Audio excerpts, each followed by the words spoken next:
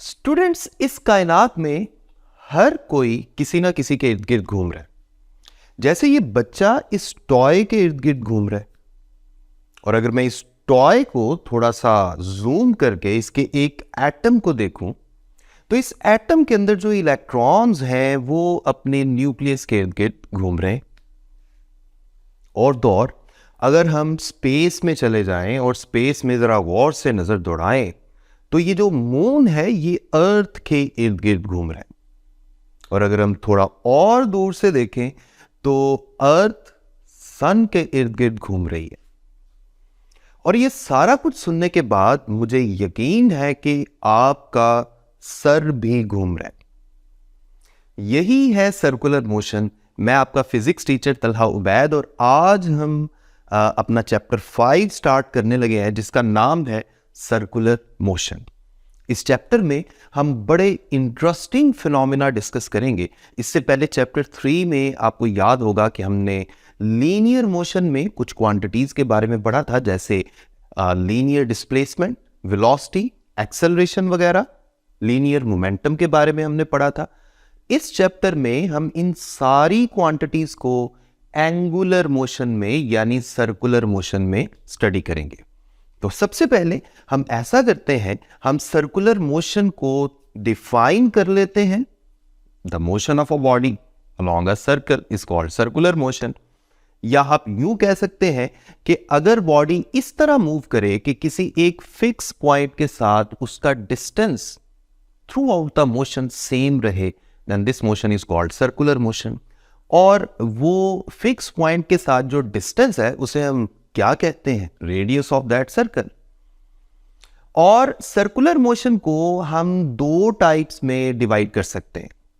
एक तो है जी स्पिन मोशन और दूसरी है रेवोल्यूशन या ऑर्बिटल मोशन। एक स्पिन मोशन और दूसरी ऑर्बिटल मोशन। स्पिन मोशन का दूसरा नाम रोटेशन भी रखा जा सकता है और ऑर्बिटल मोशन का दूसरा नाम, जैसे मैंने अभी थोड़ी देर पहले बोला, रेवोल्यूशन भी रखा जा सकता है। इन दोनों में डिफरेंस क्या है? देखिए, अगर मैं यहां खड़ा होकर इसी तरह से ऐसे घूमना शुरू कर दूं,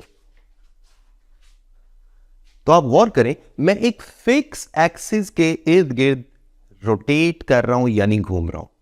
यानी जो एक्सिस ऑफ रोटेशन है वो मेरे बॉडी के अंदर से ही पास कर रहा है।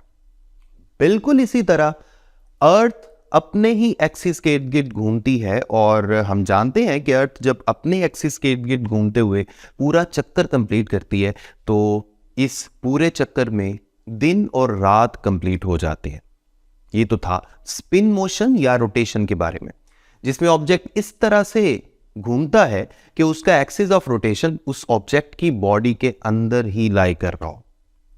लेकिन अगर ऑब्जेक्ट इस तरह से सर्कुलर मोशन करे, इस तरह से घूमे कि एक्सिस ऑफ रोटेशन बॉडी से बाहर हो, तो ऐसी मोशन को बोलते हैं ऑर्बिटल मोशन। और इसकी बड़ी ही सिंपल सी एग्जांपल है कि ये अर्थ जो सन के इर्द गिर्द घूम रही है या रिवॉल्व कर रही है, इसी मोशन को ऑर्बिटल मोशन कह सकते हैं।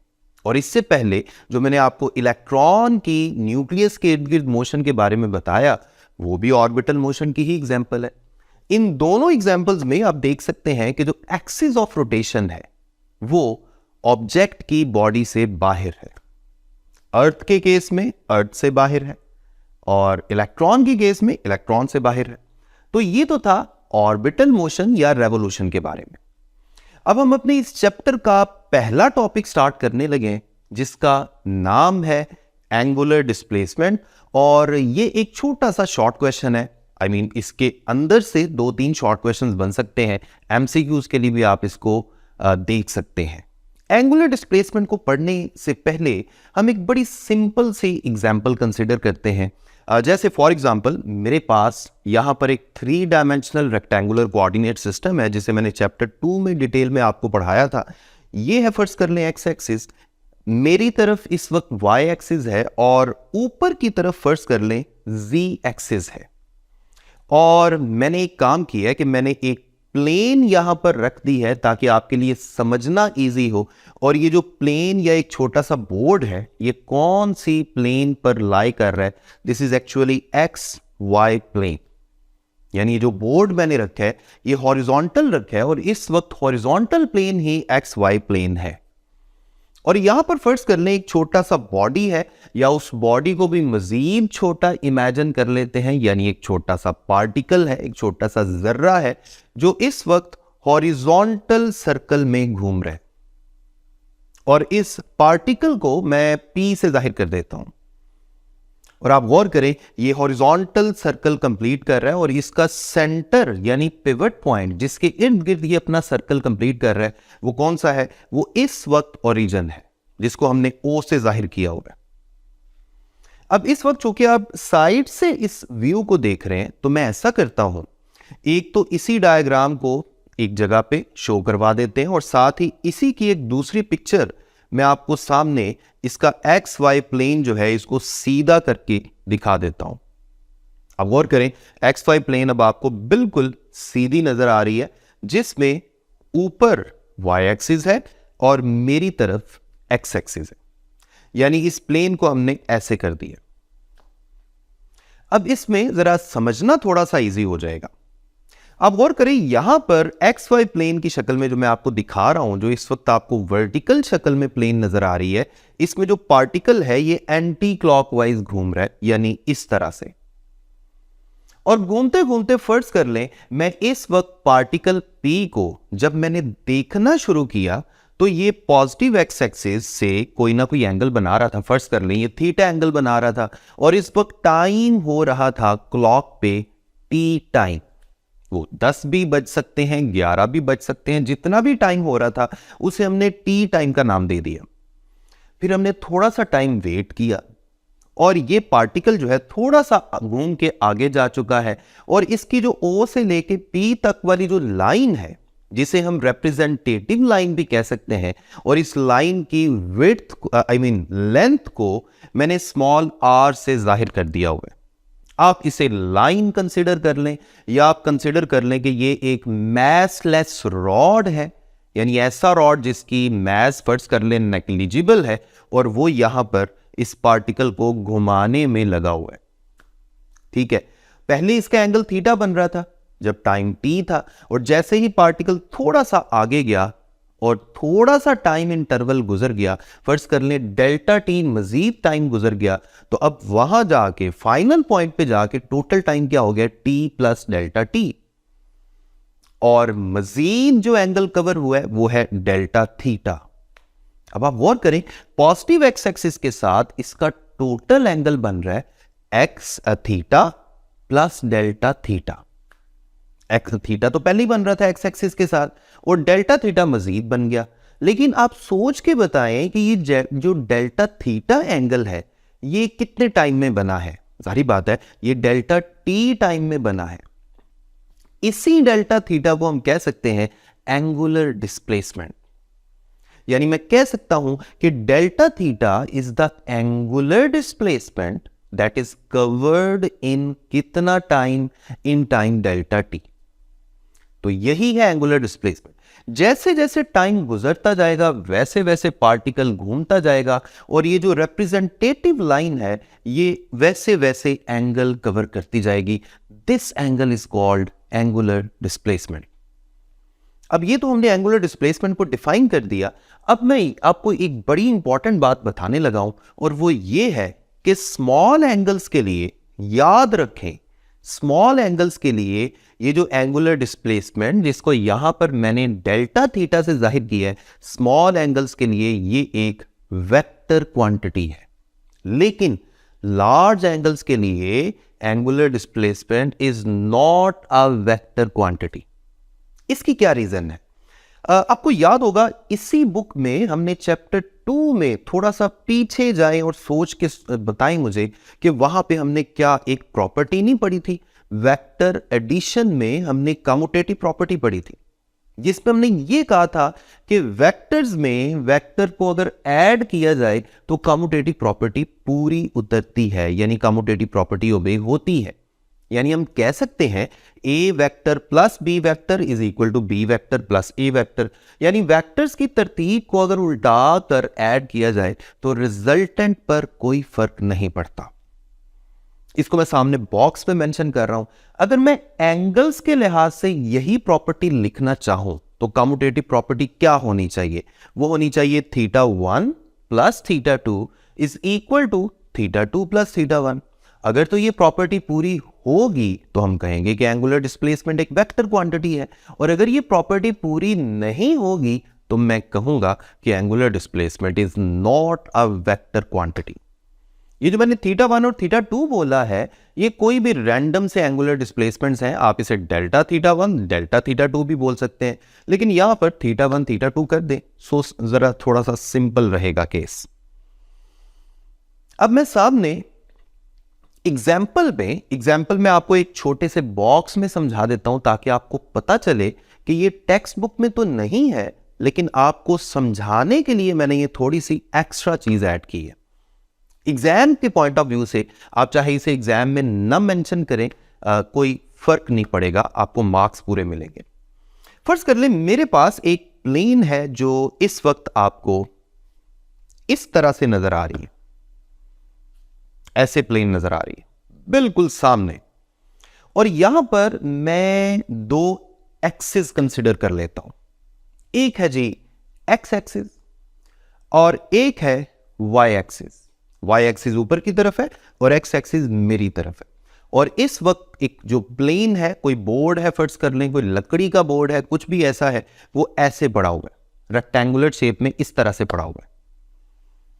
अब फर्ज कर लें अगर मैं इस बोर्ड यानी इस सरफेस को एक्स एक्सिस के इर्द गिर्द घुमाऊंगा तो जो एंगल कवर होगा यानी जो एंगुलर डिस्प्लेसमेंट आएगा उसे हम θ1 का नाम दे देते हैं, और अगर मैं इसको वाई एक्सिस के इर्द गिर्द घुमाऊंगा तो जो एंगुलर डिस्प्लेसमेंट कवर होगा उसे हम θ2 का नाम दे देंगे। ठीक है, तो सबसे पहले हम लार्ज एंगल्स के लिए ये साबित करने लगे हैं कि एंगुलर डिस्प्लेसमेंट में ये जो वेक्टर एडिशन की जो कम्यूटेटिव लॉ वाली प्रॉपर्टी है ये पूरी नहीं होती। ठीक है, तो लार्ज एंगल में कंसीडर कर लेता हूं कि फर्ज कर लें मैंने इसको 90 डिग्री पे रोटेशन देनी है।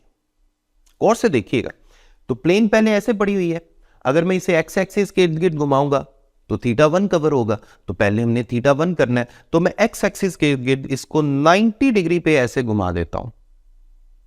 ठीक है, 90 डिग्री मैंने घुमा दिया। अब इसी ओरिएंटेशन में अगर मैं इसको y के इर्द गिर्द घुमा दूंगा तो इसका मतलब ये होगा कि θ1 में मैंने θ2 को ऐड कर दिया। अब मैं इसको y के इर्द गिर्द घुमा देता हूं। अब इस वक्त आप इसकी ओरिएंटेशन को गौर से देखें और इसकी एक कॉपी मैं साइड पे शो कर देता हूं। अब दोबारा से जो इनिशियल ओरिएंटेशन थी उसको सामने सोच लें। पहले हमने क्या किया था, θ1 प्लस θ2। अब दोबारा से इनिशियल ओरिएंटेशन पे ले आते हैं और अब हमने θ2 पहले करना है और θ1 बाद में करना है, यानी पहले अब हम इसे घुमाएंगे y एक्सिस के इर्द गिर्द और बाद में घुमाएंगे x एक्सिस के इर्द गिर्द। y एक्सिस के इर्द गिर्द घुमाने का मतलब है ये y एक्सिस है ना, इसके इर्द गिर्द मैंने ऐसे घुमा दिया। अब x एक्सिस के इर्द गिर्द घुमाने का क्या मतलब है कि इसको ऐसे घुमा दें। अब आप गौर से देखें, ये वाली ओरिएंटेशन जो θ2 प्लस θ1 करने से आई है और जो पहले वाली ओरिएंटेशन थी जो θ1 प्लस θ2 करने से आई थी, इन दोनों में जमीन आसमान का डिफरेंस है। इसका मतलब ये हुआ कि लार्ज एंगल्स के लिए अगर हम एंगुलर डिस्प्लेसमेंट में वेक्टर एडिशन की कम्यूटेटिव प्रॉपर्टी ओबे करवाने की कोशिश करते हैं तो ये ओबे नहीं होती। तो हम कह सकते हैं कि लार्ज एंगल्स के लिए एंगुलर डिस्प्लेसमेंट वेक्टर के तौर पे बिहेव नहीं कर रहा। क्लियर हो गया, यानी commutative property of vector addition obey नहीं हो रही। θ1 plus θ2 is not equal to θ2 plus θ1 but for large angles. अब मैं स्मॉल एंगल्स के लिए आपको करवा के दिखाता हूं, आप हैरान हो जाएंगे। स्मॉल एंगल्स के लिए जो फाइनल ओरिएंटेशन है वो बिल्कुल सेम आएगी। दोबारा से आप उस सरफेस को ऐसे ही कंसिडर कर लें जो इनिशियल ओरिएंटेशन हमें नजर आ रही थी। अब इसको थोड़ा सा मैं एक्स एक्सिस के इर्द गिर्द घुमाता हूं, थोड़ा सा तकरीबन 1 या 2 डिग्री फर्ज कर ले हमने बेंड कर दिया। अब इसी ओरिएंटेशन में अभी हमने क्या किया, θ1 किया। इसी ओरिएंटेशन से थोड़ा सा इसे वाई एक्सिस के इर्द गिर्द घुमा दें तो देखें ये फाइनल ओरिएंटेशन आपको नजर आ रही है, जो मैं एक कॉपी की शक्ल में आपको मुस्तकिल दिखा रहा हूं। अब दोबारा इनिशियल ओरिएंटेशन पे ले आए, क्योंकि अब हमने θ2 प्लस θ1 करना है। तो θ2 के लिए अब पहले वाई एक्सिस के इर्द गिर्द घुमाएंगे, तो मैंने थोड़ा सा ऐसे बेंड कर दिया। अब क्या करेंगे, अब एक्स एक्सिस के इर्द गिर्द घुमाएंगे तो थोड़ा सा एक्स एक्सिस के इर्द गिर्द बेंड कर दिया। अब गौर करें, अभी भी फाइनल ओरिएंटेशन वैसी ही है जैसी θ1 प्लस θ2 करने पर आई थी। तो हम कह सकते हैं for small angle angular displacement is a vector quantity because it obeys the vector addition commutative property. यानी ये वो वाली कम्यूटेटिव प्रॉपर्टी ओबे करता है जो वेक्टर एडिशन के लिए ओबे होती है। तो ये तो एक एग्जाम्पल थी जिसको हमने यहां पर समझ लिया, जिसके मुताबिक हमने देख लिया for small angle angular displacement is a vector quantity.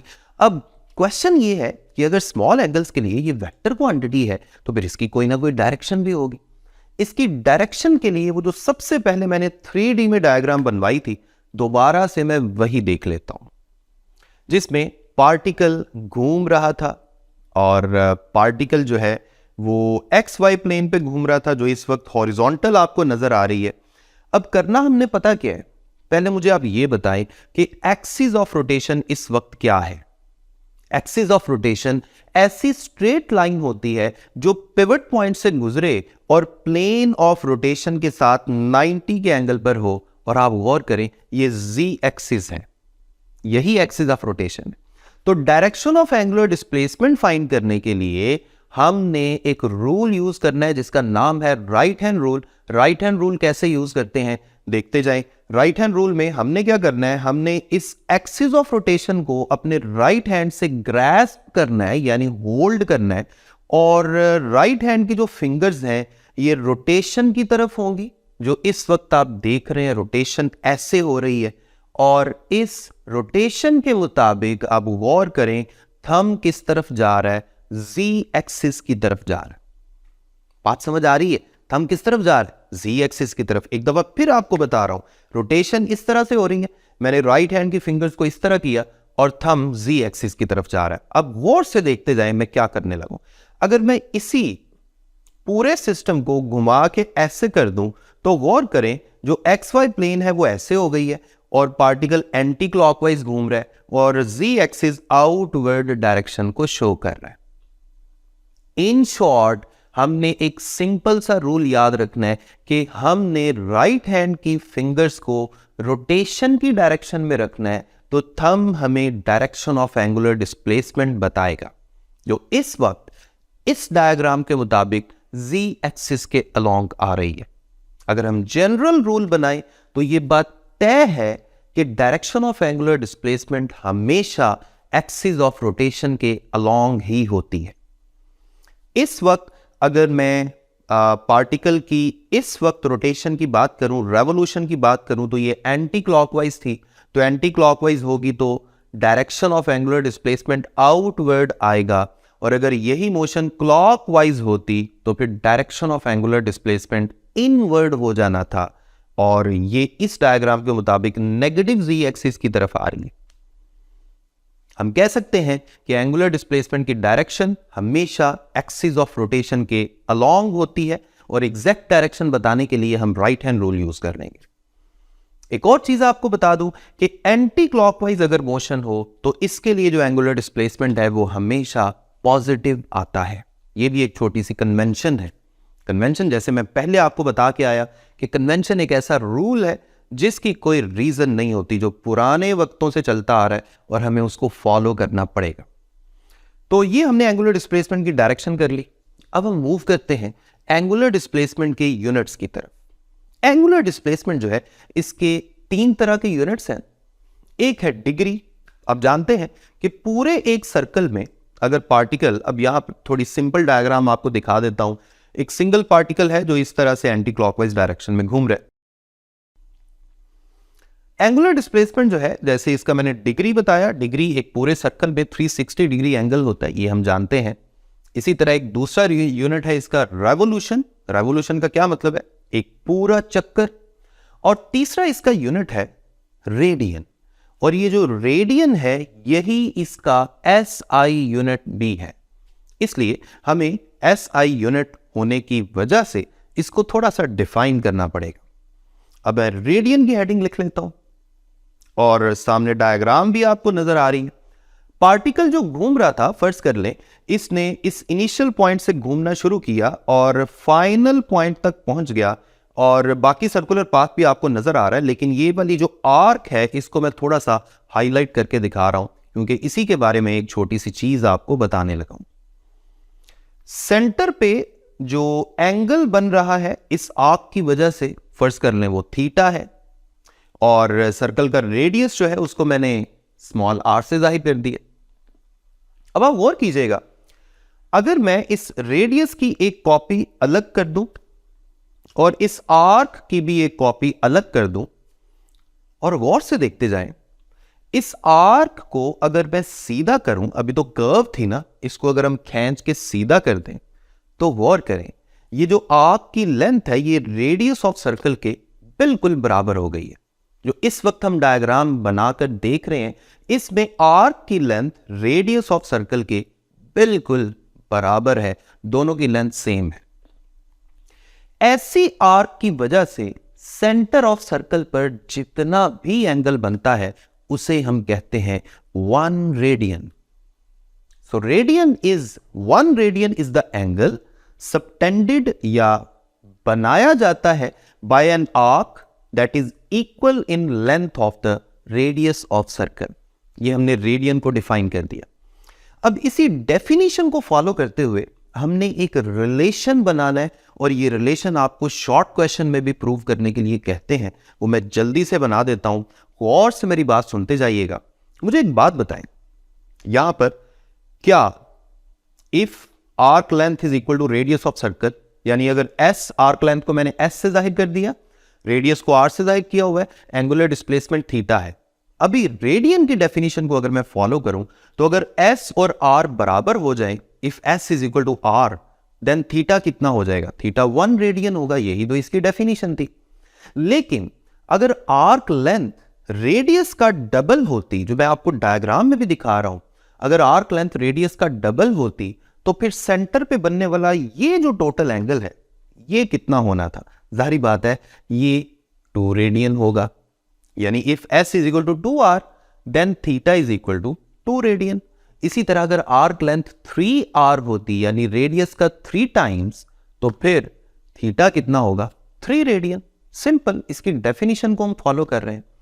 इसी डेफिनेशन को फॉलो करें तो थीटा का हम एक छोटा सा रिलेशन बना सकते हैं। गौर से देखिएगा, थीटा का रिलेशन हमारे पास बन सकता है arc length divided by radius of circle. अब मैं आपको बताता हूं कि मैं ये रिलेशन क्यों लिख सकता हूं। गौर से देखें, ऊपर मैंने क्या लिखा? If S is equal to R then theta is 1 radian. जरा गौर से, अगर मैं इस इक्वेशन में जो फाइनल फॉर्मूला है, गौर से देखिएगा, अगर मैं इसमें S की जगह R पुट कर दूं तो R से कैंसिल हो जाएगा, तो आंसर क्या आएगा? 1 रेडियन। इसी तरह अगर मैं S यानी आर्क लेंथ की जगह 2R पुट कर दूं तो R से कैंसिल हो जाएगा, आंसर क्या आएगा? 2 रेडियन। इसका मतलब ये हुआ कि ये जो रिलेशन मैंने लिखा थीटा का, arc length divided by radius, ये बिल्कुल ठीक है और ये रेडियन की डेफिनेशन पे पूरा उतरता है। अगर ये रेडियन की डेफिनेशन पे पूरा उतरता है तो मैं कह सकता हूं कि ये सिर्फ तब वैलिड है जब एंगल थीटा रेडियन में होगा। तो इसीलिए आगे इस इक्वेशन में ब्रैकेट में मैं रेडियन लिख सकता हूं। इसी रिलेशन को थोड़ा रीअरेंज करें तो गौर करें, S is equal to R theta आ गया है। इसमें S क्या है? Arc length, R is the radius of circle and theta is the angular displacement. लेकिन कंडीशन क्या है? Angular displacement must be in radian इस इक्वेशन को यूज करने के लिए। अब इसी रिलेशन को यूज करते हुए हम ये जानना चाहते हैं कि पूरे एक सर्कल में कितने रेडियन एंगल होता है। उसके लिए मैं दोबारा यही डायग्राम देख रहा हूं और वही थीटा वाला जो रिलेशन है जो अभी अभी हमने बनाया है, इसको मैं दोबारा से नीचे एक छोटी सी कॉपी की शक्ल में लिख लेता हूं। अब मुझे एक बात बताएं, अगर मैं ये कंसीडर करूं कि ये पार्टिकल पूरा एक चक्कर कंप्लीट कर ले, तो इसने पूरे एक सर्कल की लेंथ असल में कवर की है। यानी अगर मैं एक पूरे रेवोल्यूशन की बात करूं, यहां पे एक छोटी सी मैं वर्डिंग लिख लेता हूं, फॉर वन कंप्लीट रेवोल्यूशन, तो मुझे एक बात बताएं, इसने आर्क लेंथ कितनी कवर की है? आर्क लेंथ इसने सारा का सारा सर्कमफेरेंस ऑफ सर्कल कवर किया है। और हम जानते हैं, सामने मैं ब्रैकेट में मेंशन भी कर देता हूं, सर्कमफेरेंस ऑफ सर्कल कितना होता है? 2 पाई आर। तो अब हम आर्क लेंथ की जगह सर्कमफेरेंस की वैल्यू लिखेंगे, तो आप s की जगह 2 पाई आर लिख दें। ऊपर वाला r और नीचे वाला r कैंसिल हो गया, तो थीटा कितना आ गया? थीटा आ गया 2 पाई रेडियन। अब ये 2 पाई रेडियन कितने एंगल का, कितने रेवोल्यूशन के लिए है? ये 1 कंप्लीट रेवोल्यूशन के लिए। तो मैं लिख सकता हूं 1 revolution is equal to 2 pi radian. इसे हम नाम दे देते हैं इक्वेशन नंबर 2। ऊपर जो s is equal to R theta थी, उसे हम इक्वेशन 1 का नाम दे देते हैं। अब एक और छोटा सा रिलेशन मैं बनाने जा रहा हूं, और वो है relation between radian and degree. Degree और रेडियन का भी आपस में रिलेशन देख लेते हैं। हम ये तो जानते हैं कि अगर ये पार्टिकल एक पूरा सर्कल कंप्लीट करे तो उसे 1 रेवोल्यूशन कहते हैं, जैसे मैं पहले बता रहा था। 1 रेवोल्यूशन यानी 1 सर्कल में कितने डिग्री एंगल होता है? ये तो हम बचपन से पढ़ते आए हैं। 1 revolution is equal to 360 degrees. इसे मैं इक्वेशन नंबर 3 कह देता हूं। अब अगर आप इक्वेशन नंबर 2 और 3 को कंपेयर करें तो देखें, वो भी 1 revolution is equal to 2 pi radian बता रहा है, और ये 1 रेवोल्यूशन 360 डिग्री बता रहा है। दोनों को कंपेयर करें तो आपके पास बन जाएगा 2 pi radians is equal to 360 degree. अब यहां से हम काफी सारी शक्लें बना सकते हैं रेडियन और डिग्री के दरमियान रिलेशंस की। कैसे? अगर मैं 2 से डिवाइड करूं तो उधर पाई रेडियन रह जाएगा। पाई रेडियन जो है वो यहां पे 360 डिवाइडेड बाय 2 क्या बच जाएगा? 180 degree. So pi radian is equal to 180 degree. एक ये रिलेशन बन गया। यहां से अगर मैं 1 रेडियन की वैल्यू निकालना चाहता हूं तो पाई से डिवाइड कर दें, उस तरफ 1 रेडियन रह जाएगा और इस तरफ 180 डिवाइडेड बाय पाई आ जाएगा। अब पाई की वैल्यू क्या होती है ये भी हम शुरू वक्तों से पढ़ते आ रहे हैं, 22 डिवाइडेड बाय 7 या 3.1416। पाई की वैल्यू जब आप 180 के नीचे लिखेंगे, इसको डिवाइड करेंगे, तो आपके पास आंसर आएगा 57.3 degree. So 1 radian is equal to 57.3 degree. ये बात याद रखें क्योंकि यही एमसीक्यू में अक्सर औकात आ जाता है और उसमें ऑप्शंस बड़ी अजीबो गरीब सी होती हैं। यानी एक लिखा होगा 57.3 डिग्री जो करेक्ट ऑप्शन है, इसके साथ ही एक दूसरी ऑप्शन लिखी होगी 35.7 डिग्री, इसके साथ ही एक तीसरी ऑप्शन लिखी होगी 53.7 डिग्री। तो ये सारी ऑप्शंस जब आप देखेंगे तो आपको ये मिलती जुलती लगेंगी और आपको ओरिजिनल ऑप्शन भी भूल जाएगी। इसलिए रट्टा ज़रा अच्छा सा मारना है आपने। आपको ये वैल्यू जुबानी याद होनी चाहिए ताकि अगर एग्जाम में एमसीक्यू में आए तो कैलकुलेटर यूज़ किए बगैर ही फौरन से आप आंसर दे दें और टाइम बच जाए। तो ये था हमारा फर्स्ट लेक्चर चैप्टर 5 का। उम्मीद है कि आपको बहुत अच्छी समझ आ गई होगी। अपना ख्याल रखें, अगले लेक्चर तक मुझे अपनी दुआ में याद रखें।